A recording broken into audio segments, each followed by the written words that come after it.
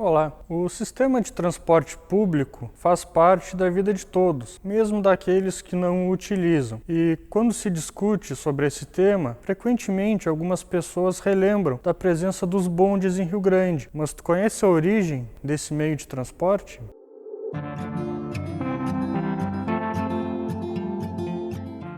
A chegada dos bondes no Brasil nos remete ao ano de 1856, quando foi concedida autorização para a construção da primeira linha na cidade do Rio de Janeiro. Essa operação teve início de fato em 1859 e originalmente as pessoas tinham certo receio desse novo meio de transporte, o que muda a partir de 1861, quando o Barão de Mauá assume essa operação e consolida o serviço na cidade. Os bondes, por oferecerem um transporte muito mais rápido e seguro a distâncias muito maiores do que os então carroções, permitiram que os mais pobres, que até então viviam em cortiços no centro das cidades, migrassem para a periferia.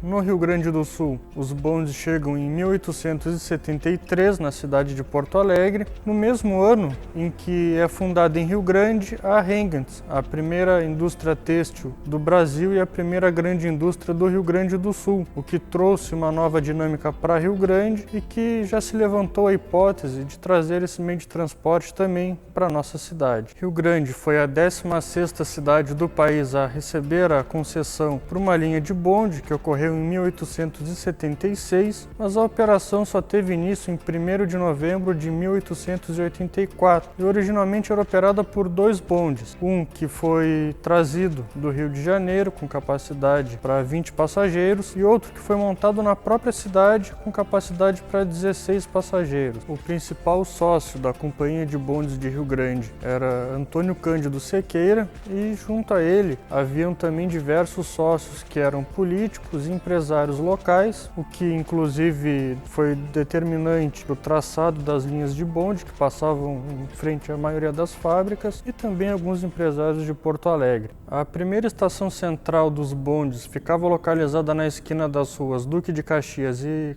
General Câmara, e o traçado atendia basicamente a região do Porto Velho, que na época era um polo de agências de comércio de importação e exportação, atendia então zona industrial, ficava próximo às fábricas Ítalo-Brasileira e Hengens e projetou o crescimento da cidade para a zona oeste, possuindo uma linha que se estendia até o Matadouro Novo, onde hoje nós temos a Escola Cipriano. Em fevereiro de 1885 chega o terceiro bonde a Rio Grande, este com capacidade para 24 passageiros, e já no verão de 1886 a cidade contava com 21 bondes em operação, todos eles com tração animal.